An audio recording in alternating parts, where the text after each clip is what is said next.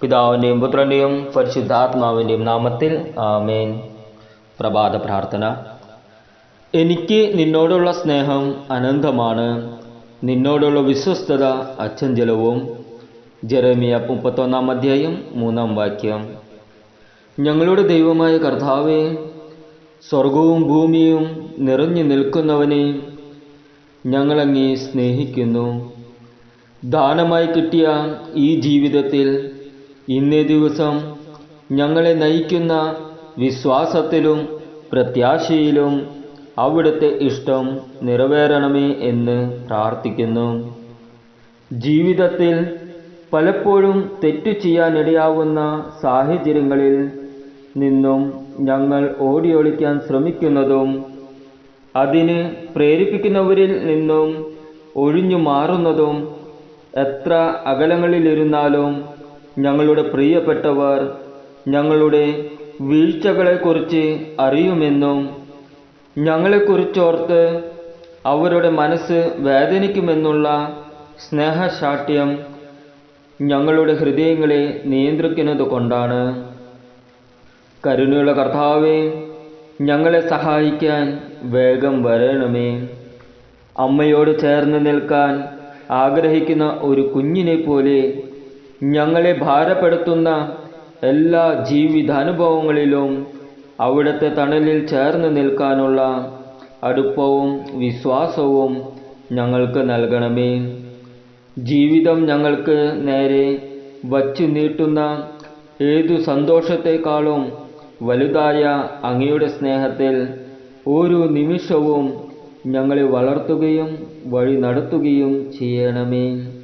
വിശുദ്ധ അന്തോണീസ് പുണ്യാളനെ ഞങ്ങൾക്ക് വേണ്ടി പ്രാർത്ഥിച്ചപേക്ഷിക്കണമേ. ആമേൻ. സ്വർഗസ്ഥനായ ഞങ്ങളുടെ പിതാവേ, അങ്ങയുടെ നാമം ഉചിതമാകണമേ. അങ്ങയുടെ രാജ്യം വരണമേ. അങ്ങയുടെ തിരുമനസ് സ്വർഗത്തിലെ പോലെ ഭൂമിയിലുമാകണമേ. അന്നു വേണ്ട ആഹാരം ഇന്ന് ഞങ്ങൾക്ക് തരണമേ. ഞങ്ങളുടെ കടക്കാരോട് ഞങ്ങൾ ക്ഷമിച്ചിരിക്കുന്നത് പോലെ ഞങ്ങളുടെ കടങ്ങളും പാപങ്ങളും ഞങ്ങളോടും ക്ഷമിക്കണമേ. ഞങ്ങളെ പ്രലോഭനത്തിൽ ഉൾപ്പെടുത്തരുതേ, തിന്മയിൽ നിന്ന് ഞങ്ങളെ രക്ഷിക്കണമേ. ആമേൻ. നന്മ നിറഞ്ഞ മറിയമേ, സ്വസ്തി, കർത്താവ് അങ്ങയുടെ കൂടെയും സ്ത്രീകളിൽ അങ്ങ് അനുഗ്രഹിക്കപ്പെട്ടവളാകുന്നു. അങ്ങയുടെ ഉദരത്തിൻ്റെ ഫലമായ ഈശോ അനുഗ്രഹിക്കപ്പെട്ടവനാകുന്നു. പരിശുദ്ധ മറിയമേ, തമ്പുരാൻ്റെ അമ്മേ, പാപികളായ ഞങ്ങൾക്ക് വേണ്ടി എപ്പോഴും ഞങ്ങളുടെ മരണസമയത്തും തമ്പുരാനോട് അപേക്ഷിക്കണമേ. ആമേൻ. പിതാവിനും പുത്രനും പരിശുദ്ധാത്മാവിന് സ്തുതി, ആദ്യയിലെ പോലെ ഇപ്പോഴും എപ്പോഴും എന്നേക്കും. ആമേൻ. സങ്കീർത്തനങ്ങൾ 2-ാം അധ്യായം. ജനതകൾ ഇളകി മറിയുന്നതെന്തിന്? ജനങ്ങൾ എന്തിന് വ്യർത്ഥമായി ഗൂഢാലോചന നടത്തുന്നു? കർത്താവിനും അവിടുത്തെ അഭിഷിക്തനും എതിരെ ഭൂമിയിലെ രാജാക്കന്മാർ അണിനിരക്കുന്നു. ഭരണാധിപന്മാർ കൂടിയാലോചിക്കുന്നു. അവർ വച്ച വിലങ്ങുകൾ തകർക്കാം, അവരുടെ ചങ്ങല പൊട്ടിച്ച് മോചനം നേടാം. സ്വർഗത്തിലിരിക്കുന്നവൻ അത് കേട്ട് ചിരിക്കുന്നു. കർത്താവ് അവരെ പരിഹസിക്കുന്നു.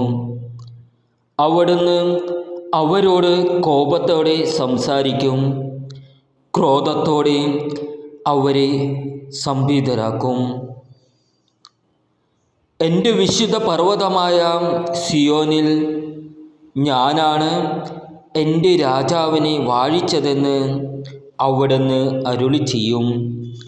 കർത്താവിൻ്റെ കൽപ്പന ഞാൻ വിളംബരം ചെയ്യും. അവിടുന്ന് എന്നോട് അരുളി ചെയ്തു, നീ എൻ്റെ പുത്രനാണ്, ഇന്നു ഞാൻ നിനക്ക് ജന്മം നൽകി. എന്നോട് ചോദിച്ചു കൊള്ളുക, ഞാൻ നിനക്ക് ജനതകളെ അവകാശമായി തരും. ഭൂമിയുടെ അതിരുകൾ നിനക്ക് അധീനമാകും. ഇരുമ്പ് ദണ്ടുകൊണ്ട് നീ അവരെ തകർക്കും. മൺപാത്രത്തെ എന്ന പോലെ നീ അവരെ അടിച്ചുടയ്ക്കും. രാജാക്കന്മാരെ, വിവേകമുള്ളവരായിരിക്കുവിൻ. ഭൂമിയുടെ അധീപന്മാരെ സൂക്ഷിച്ചുകൊള്ളുവിൻ. ഭയത്തോടെ കർത്താവിന് ശുശ്രൂഷ ചെയ്യുവിൻ. വിറയലോടെ അവിടുത്തെ പാദം ചുംബിക്കുവിൻ. അല്ലെങ്കിൽ അവിടുന്ന് കോപിക്കുകയും നിങ്ങൾ വഴിയിൽ വച്ച് നശിക്കുകയും ചെയ്യും. അവിടുത്തെ കോപം ക്ഷണത്തിൽ ജ്വലിക്കുന്നു. കർത്താവിൽ ശരണം വയ്ക്കുന്നവർ ഭാഗ്യവാന്മാർ. നമ്മുടെ കർത്താവായ ഈശോ മിശിഹായ്ക്കും സ്തുതി.